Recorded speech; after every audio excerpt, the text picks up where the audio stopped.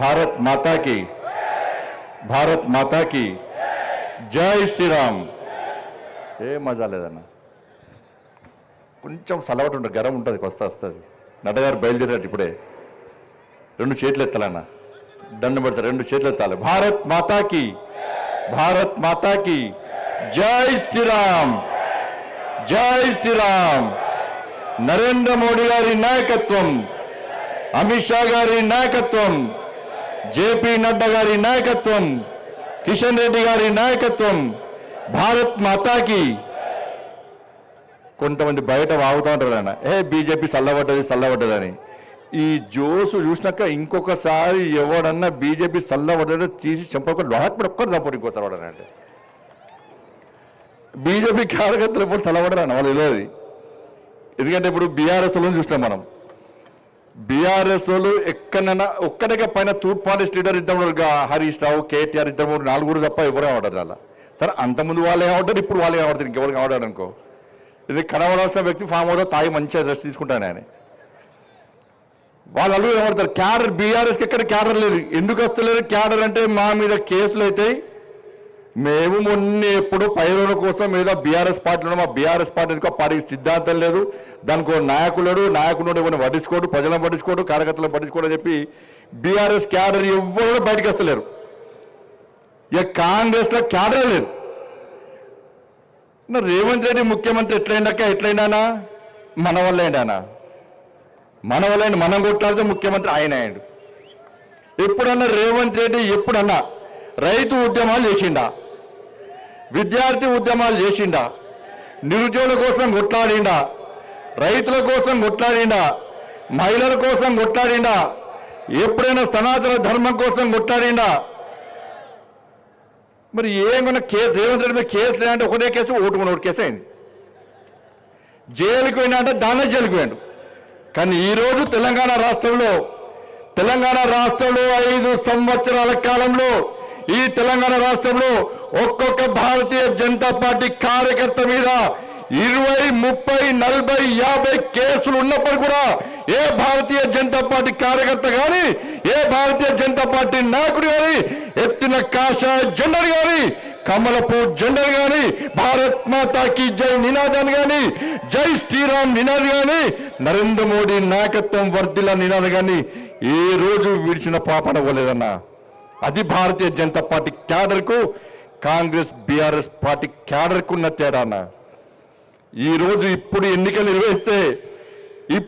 ఎన్నికలు నిర్వహిస్తే ఈ తెలంగాణ రాష్ట్రంలో వికసించేది కమలం కమలం కమలం తప్ప కాదు. ఇప్పటికే సర్వే సంస్థలు ప్రారంభించినాయి, అనేక సర్వే సంస్థలు ప్రారంభించినాయి. సరే రేవంత్ రెడ్డికి ఒక సెక్షన్ మీడియా పేపర్ వాళ్ళు రాస్తారు కావచ్చు, టీవీలో చూపడతారు కావచ్చు, టీవీలు చూపడుతున్నాయి, పేపర్లు రాస్తున్నాయి అని చెప్పి ఏది పడుతుంది మాట్లాడుతున్నాడు. భాష ఆయన ఇష్టం. కేసీఆర్ తీసిన మూలక కేసీఆర్ గారు తాదైపోయింది. ఇప్పటికిప్పుడు సర్వే నిర్వహిస్తున్నాయి అనేక సంస్థలు. సర్వేలు ఎప్పుడు నిర్వహిస్తాయన్నా, ఎన్నికల ముందు సర్వేలు నిర్వహిస్తాయి. కానీ కొత్తగా ఈసారి సర్వే సంస్థలన్నీ సర్వే నిర్వహిస్తే కాంగ్రెస్ పార్టీ 3వ స్థానానికి పోయింది, రేవంత్ రెడ్డి 10వ స్థానానికి పోయాడు. రేవంత్ రెడ్డిని ముఖ్యమంత్రిగా గుర్తించే స్థితిలో తెలంగాణ రాష్ట్ర ప్రజలు లేరు.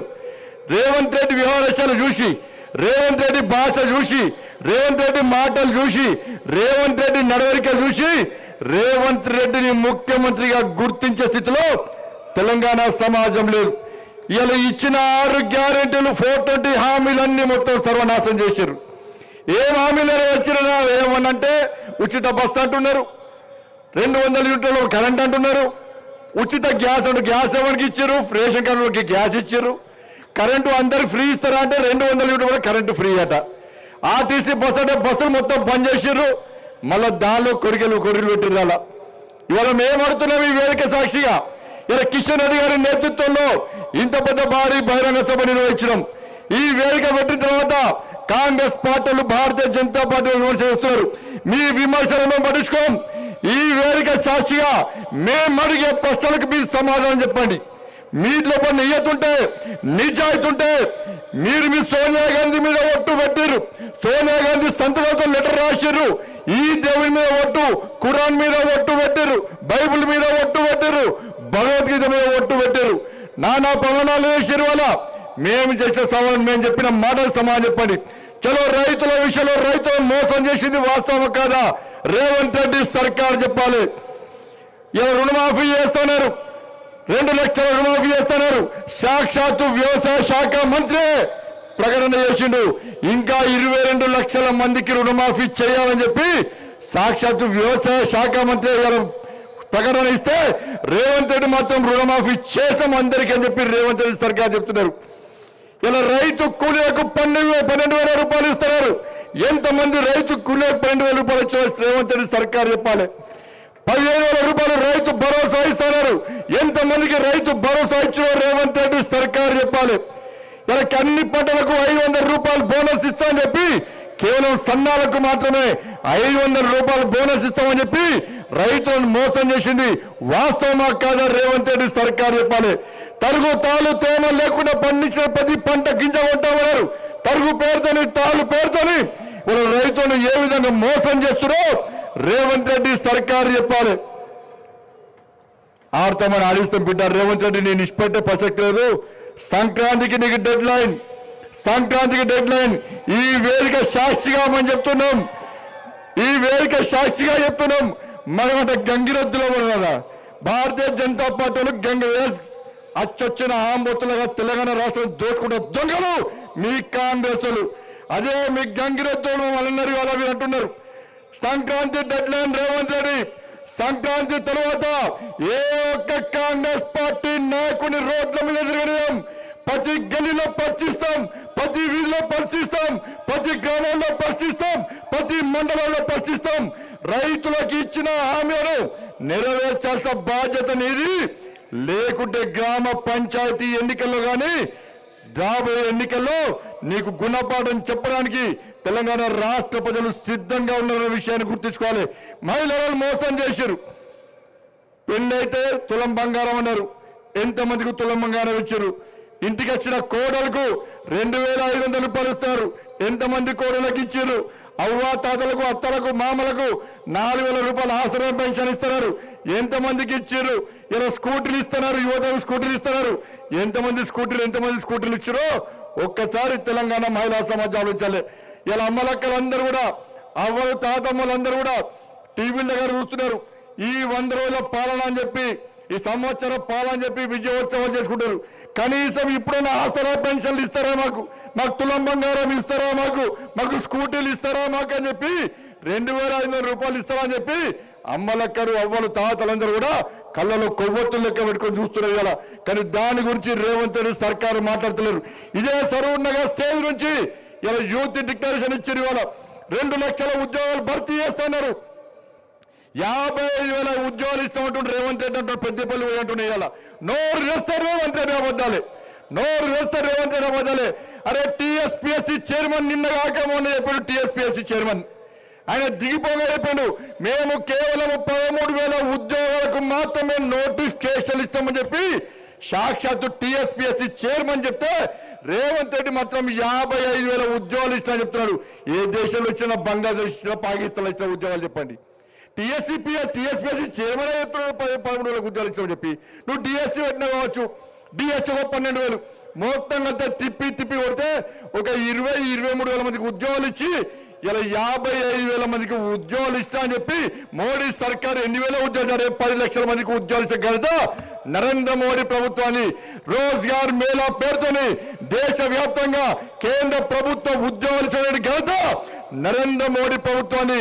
ఎక్కడ పేపర్ లీక్ కాలే, ఎక్కడ పైరోల్ కాలే, డైరెక్ట్ వెహికల్ పెట్టి అపాయింట్మెంట్ ఆర్డర్స్ ఇచ్చిన ఘనత నరేంద్ర మోడీ ప్రభుత్వాన్ని. నువ్వు ఇచ్చింది 20,000 ఉద్యోగాలు అయితే 50,000 ఉద్యోగాలు అని చెప్పి మోసం చేస్తున్నావు. నిరుద్యోగ యువతకు 4,000 రూపాయలు నిరుద్యోగ బుద్ధి ఇస్తున్నావు. ఒక్కొక్క యువకునికి ఇవాళ 48,000 రూపాయలు ఈ రేవంత్ రెడ్డి బాకీ ఉన్నటువంటి 48,000 రూపాయలు నిరుద్యోగ బుద్ధి ఇస్తాను. ఇలా ఉన్న కాంట్రాక్ట్ ఉద్యోగాలు దాదాపు 6,000 మందిని ఉద్యోగాలు తొలగించిన మూర్ఖులు ఈ రాష్ట్ర ముఖ్యమంత్రి రేవంత్ రెడ్డి అన్న విషయాన్ని ఒక్కసారి యువత గుర్తుంచుకోవాలి. ఉద్యోగాలు లేక మొన్న గ్రూప్ 1 ఎగ్జామ్ లో 21 జీవో పెట్టాడు, 46 జీవో అన్నాడు. కొత్త జీవోలు తీసుకొచ్చి ఇలా నిరుద్యోగ యువతను ఏ విధంగా మోసం చేస్తుందో రేవంత్ రెడ్డి సర్కార్, రేవంత్ రెడ్డి ప్రభుత్వం ఎట్లా మోసం చేస్తుందో ఆ రోజు వచ్చిండు రాహుల్ గాంధీ వచ్చిండు, సెంట్రల్ అడ్డిపండు ఉన్నాడు, వాళ్ళ బాధలు చూసిండు. ఇలా బాధలు చూసి ఉద్యోగాలు మేమిస్తామని వాళ్ళ ఉన్న ఉద్యోగాలు కూడా కొట్టి నిరుద్యోగ యువతని ఏ విధంగా బాధ పెడుతుండో ఒక్కసారి ఆలోచండి. ఇలా చిక్కడపల్లి చౌరస్తాలో, అమీర్పేట చౌరస్తాలో, సంజయ్ నగర్ లో, ఇలా క్లాస్ రోడ్స్ లో మొత్తం కోచింగ్ సెంటర్లన్నీ ఖాళీపోయినాయి. ఈ రేవంత్ రెడ్డి ప్రభుత్వం మీద నమ్మకం లేదు. ఇప్పటిదాకా కోచింగ్ లో పేరుతో కేసీఆర్ మూర్ఖత్వం వల్ల ఇలా మేము మోసపోయినాం. మళ్ళీ మా కూలీనాలు వేసుకునే మా తల్లిదండ్రులకు భారం కాలం. మాకు కోచింగ్ వద్దు, ఈ ఉద్యోగాలు మా నా బతుకులు సర్వనాశనం చేస్తుండ్రు రేవంత్ రెడ్డి అని ఇలా కనీసం కోచింగ్లు తీసుకోవడానికి కూడా విద్యార్థి యువత బాధపడుతుంటే ఒక్కసారి మనం అందరూ ఆలోచించాలి. ఏ విధంగా రేవంత్ రెడ్డి ప్రభుత్వం మీద ఈ తెలంగాణ రాష్ట్రంలో యువత ఆగ్రహంగా ఉన్నారు ఒక్కసారి ఆలోచించండి. ఇలా విద్యార్థులకు ఫీజు రియంబర్స్మెంట్ లేదు. ఫీజు రియంబర్స్మెంట్ లేకపోవడం వలన ఇలా యాజమాన్యాలు విద్యా సంస్థలు నడపకపోవడం వలన ఇలా విద్యార్థుల భవిష్యత్తు అంధకారంగా మారింది. 7,000 కోట్ల రూపాయలు ఇలా బకాయిలుంటే కనీసం ఒక్క పైసా ఇవ్వకూడదు. ఇలా పాఠశాలలు నడిచే పరిస్థితి లేదు. చాక్ పీస్లు, డస్టర్లు కూడా కొనే పరిస్థితి లేదు. ఉద్యోగ భర్తీలు చేస్తాడు, ఉపాధ్యాయ పోస్టులు భర్తీ చేస్తాడు, ఉపాధ్యాయ పోస్టులు భర్తీ చేయలే. ఇలా పాఠశాలలో కనీస సౌకర్యాలు, గురుకుల పాఠశాలలో ఎప్పుడు ఏ రోజు ఫుడ్ పాయిజనింగ్ సమస్య ఇబ్బంది వస్తుందని ఎదురు చూసే పరిస్థితి మన తెలంగాణ రాష్ట్రంలో వచ్చిందంటే ఒక్కసారి గురుకులాల పరిస్థితి ఏందో ఒక్కసారి ఆలోచన. ఎక్కడ పోస్టులు భర్తీలేవు. ఉద్యోగులకు ఇవ్వాల్సినటువంటి 4 DAలు ఇంకా బకాయి ఉన్నాడు. వాళ్ళకు ప్రమోషన్ లేవు, PRC లేదు. 317 జీవో పేరుతోని ఇలా ఆ రోజు ఇదే రేవంత్ రెడ్డి మాట్లాడాడు. భారతీయ జనతా పార్టీ కార్యకర్తలు ఈ తెలంగాణ రాష్ట్రంలో ఉద్యమం చేస్తే 317 జీవోకు వ్యతిరేకంగా ఉద్యమం చేసి జైల్లో పోతే ఇదే రేవంత్ రెడ్డి మాట్లాడాడు. 317 జీవో మూర్ఖత్వం. స్థానికత కోసం తెలంగాణ రాష్ట్రం ఏర్పడ్డ తర్వాత కూడా కొట్టాడాల్సిన పరిస్థితి వచ్చిందని చెప్పి ఆ రోజు మాట్లాడిన రేవంత్ రెడ్డి ఈ రోజు 317 జీవో గురించి కనీసం మాట్లాడిన పాపనపోలేదు. ఇప్పటికి చెట్టుకోలు పుట్టగోలై ఇలా ఉద్యోగ ఉపాధ్యాయులు ఏ విధంగా ఇబ్బంది పడుతున్నారో ఇలా ఉద్యోగస్తులకు కలిసే ఒక్కసారి తెలిసే వాళ్ళకి DAలు ఇస్తలేడు, వాళ్ళ ప్రమోషన్ లేవు. ఇట్లా ఏ వర్గం చూసినా కూడా కనీసం వాళ్ళ గురించి పట్టించుకున్న పాపనపోలేదన్న. అందుకే సోదరులారా, భారతీయ జనతా పార్టీ వైపు మాత్రమే ప్రజలు చూస్తున్నారు. అన్ని వర్గాలు ఎస్సీలకు ఎస్సీ రిజర్వేషన్ 18% అమలు చేస్తున్నాడు. ఎస్సీలకు 15 లక్షల రూపాయలు ఇలా. అంతకుముందు బీఆర్ఎస్ పార్టీ 15 లక్షల రూపాయలు ఇచ్చింది. మేము 15 లక్షల రూపాయలు ఇస్తామని చెప్పి చెప్పాడు. బీఆర్ఎస్ పార్టీ వాడు మోసం చేసిండు, ఈయన మోసం చేసిండు. ఇలా ఎస్సీలకు పోడు మూడో సమస్యను పరిష్కరిస్తున్నారు. ఒక్కొక్క గ్రామ పంచాయతీ తండాలకు 20 లక్షల ఆర్థిక సహాయం చేస్తున్నాడు. వాళ్ళ సమస్యలు ఇచ్చింది. ఇలా బీసీలకు ప్రతి సంవత్సరము 20,000 కోట్ల రూపాయల బడ్జెట్ ఇస్తా, బీసీ సబ్సిడీ చేస్తా అని చెప్పన్నాడు. ఇలా ఒక్క పైసా ఇవ్వకుండా ఇదే రాహుల్ గాంధీ చెప్పిండు సంవత్సరానికి 5 సంవత్సరాల్లో ₹1,00,000 బడ్జెట్ బీసీలకు ఇస్తామన్నటువంటి రాష్ట్ర ముఖ్యమంత్రి కాంగ్రెస్ పార్టీ ప్రభుత్వం ఈ రోజు బీసీలను ఏ విధంగా మోసం చేస్తుందో ఒక్కసారి ఆలోచించండి.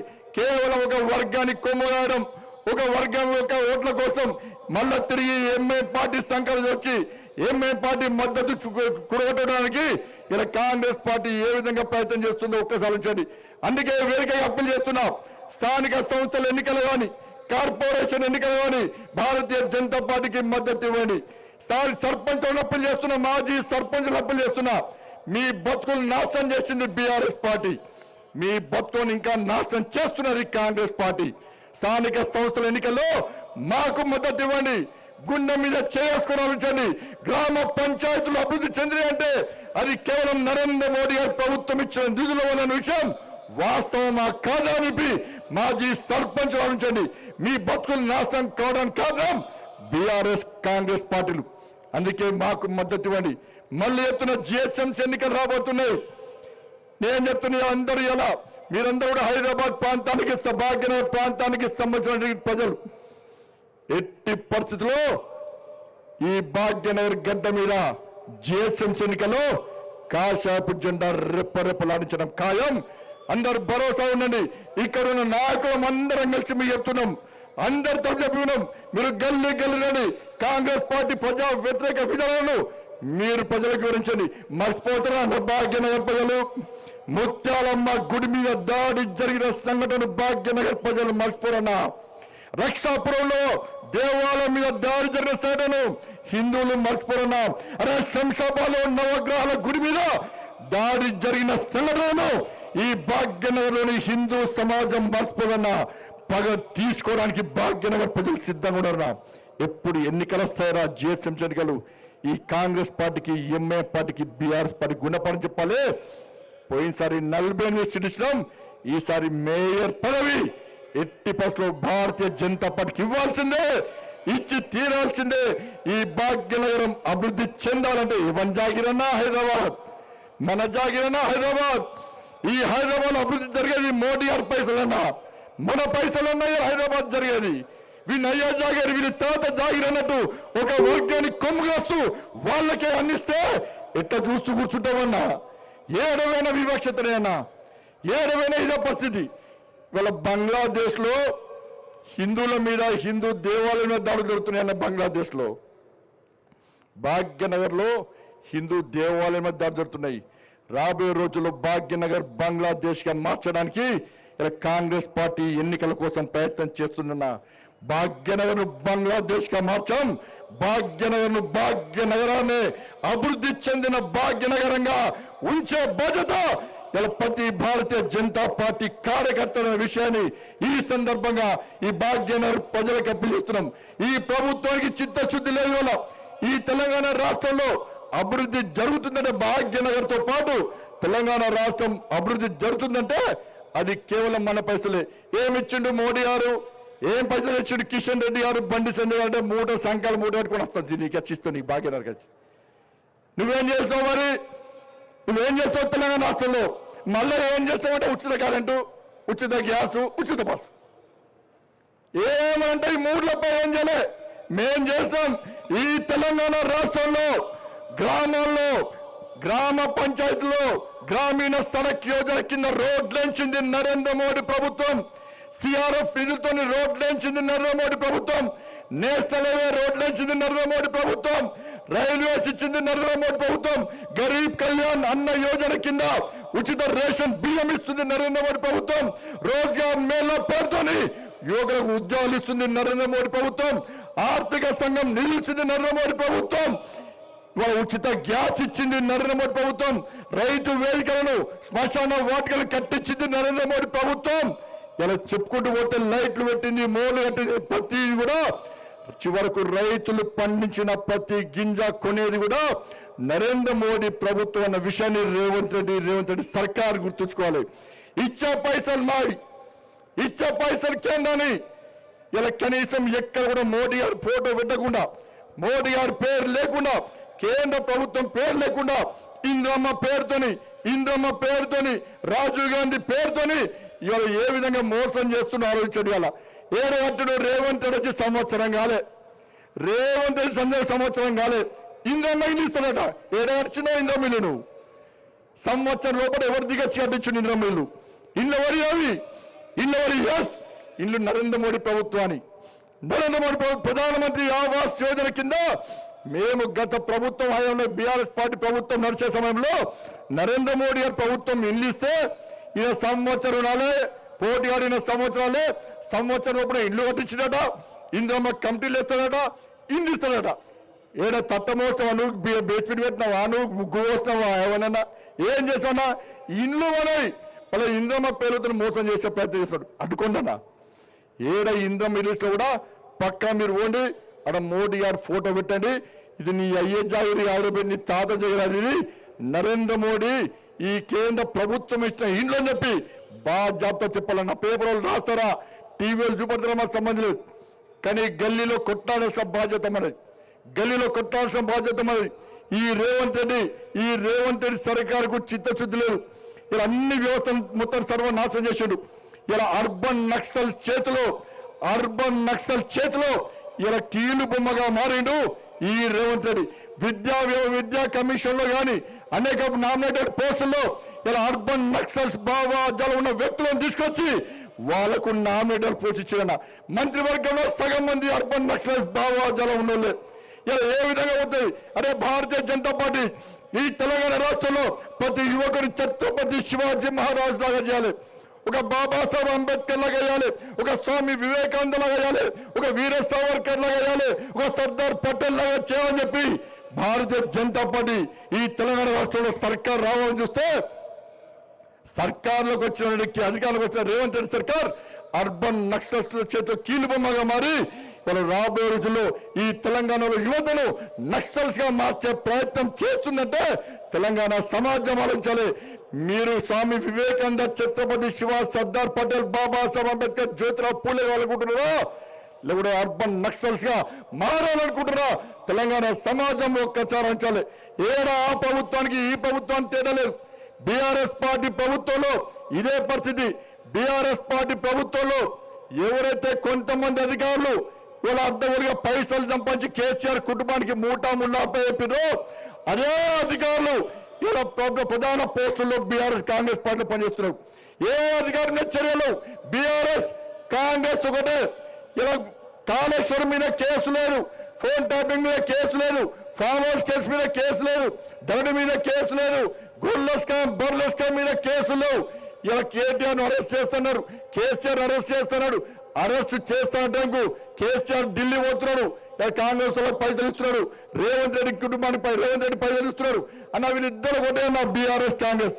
నేను సవాల్ చేస్తున్నా, బీఆర్ఎస్ పార్టీ కుటుంబానికి రేవంత్ రెడ్డి కుటుంబానికి మధ్య వ్యాపార లావాదేవీలు ఉన్నట్టు నేను నిరూపిస్తా. ఇలా సిద్ధమా? కాంగ్రెస్ పార్టీలు ఇలా బీఆర్ఎస్ పార్టీలు చెప్పాలి. వాళ్ళిద్దరు ఒకటే. అందుకే వీళ్ళు కొట్టినట్టు చేయి, నేను ఏర్పాటు చేస్తుంటారు. ఈ తెలంగాణ రాష్ట్రంలో ఆర్కే సర్కార్ నడుస్తున్నది. రేవంత్ రెడ్డి కేటీఆర్ సర్కార్, రేవంత్ రెడ్డి కేసీఆర్ సర్కార్ నడుస్తుంది కాబట్టి కాంగ్రెస్ పార్టీ కేసీఆర్ కుటుంబాన్ని ముట్టుకునే ప్రయత్నం చేస్తలేదు. ఇక చూడు అరెస్ట్ చేస్తాం అంటున్నారు. ఎక్కడ అరెస్ట్ పాపాలు. కాబట్టి వాస్తవం ఉంచండి. ఈ తెలంగాణ రాష్ట్రంలో ప్రజలందరూ ఎదురు చూస్తున్నారు. ఎప్పుడు గ్రామ పంచాయతీ ఎన్నికలు వస్తాయి, ఎప్పుడు ఎన్నికలు వస్తే మేము మొన్న పొరపాటు చేస్తాం, ఇట్టే వేస్తాం, ఓటు అటేస్తాం. ఈసారి ఆ పొరపాటు గ్రహించాం కాబట్టి పార్లమెంట్ ఎన్నికల్లో బీఆర్ఎస్ పార్టీని అడ్రస్ లేకుండా చేసి భారతీయ జనతా పార్టీని 8 స్థానాల్లో గెలిపిస్తామని చెప్పి ఈ రోజు ప్రజలు భావించారు. కాబట్టి మనకు 8 స్థానాల్లో 8 పార్లమెంట్ సభ్యులుగా మనల్ని గెలిపించిన విషయాన్ని ఒక్కసారి మనం అందరూ గుర్తుంచుకోవాలి. అందుకే కార్యకర్తలందరూ కూడా ఈ సంక్రాంతి వరకు డెడ్ లైన్. ఈ సంక్రాంతి తర్వాత ఎట్టి పరిస్థితుల్లో కాంగ్రెస్ పార్టీ నాయకులు రోడ్ల మీద తిరిగే పరిస్థితి లేదు. మనమే కాదు, ఇలా ప్రజలు కూడా ఆలోచిస్తున్నారు. కాంగ్రెస్ పార్టీ నేను చెప్తున్నా, ఇలా రేవంత్ రెడ్డికి ధైర్యం దమ్ముంటే నీ పోలీసులను పక్క పెట్టి ఇలా మా కిషన్ రెడ్డి గారు వస్తారు, నువ్వు రా, చలో పాదయాత్రకు సిద్ధం. ఏ గల్లీలు తిరుగుదాం, నువ్వు ఇచ్చిన 6 గ్యారెంటీలు 420 హామీలను ఏ విధంగా అమలు చేస్తావా లేదా ఇలా నిరూపించడానికి మేము సిద్ధం, నువ్వు సిద్ధమా అని చెప్పి ఈ రోజు మనం చేస్తున్నాం. మన ప్రియతమ నేత, మన ఆదర్శప్రియుడు వారు అధ్యక్షులు అయిన తర్వాత ఈ దేశంలో ఏ రాష్ట్రంలో ఏ జిల్లాలో ఎక్కడ ఎన్నికలు జరిగినా విజయ పరంపర కొనసాగిస్తూ ఇవాళ ముందుకు వస్తున్నారండి మన ప్రియతమ నేత. మొన్ననే దేశ ఆర్థిక రాజధాని అయిన మహారాష్ట్రలో కూడా శ్రీ జేపీ నడ్డా గారి నేతృత్వంలో విజయ డంకం మోగించి కాషాయపు జెండాను రెప్పరెప్పలాడింపజేస్తా మన జాతీయ అధ్యక్షుడు శ్రీ జేపీ నడ్డా గారికి సవినయంగా హృదయపూర్వకంగా స్వాగతం పలుకుతూ అందరూ లేచినబడి ఒకసారి గట్టిగా వారికి స్వాగతం పలికి కలిసి భారత్ మాతాకి. అసలైన తొలి వెలుగు. ఫాలో వాట్సాప్ @తొలి వెలుగు official.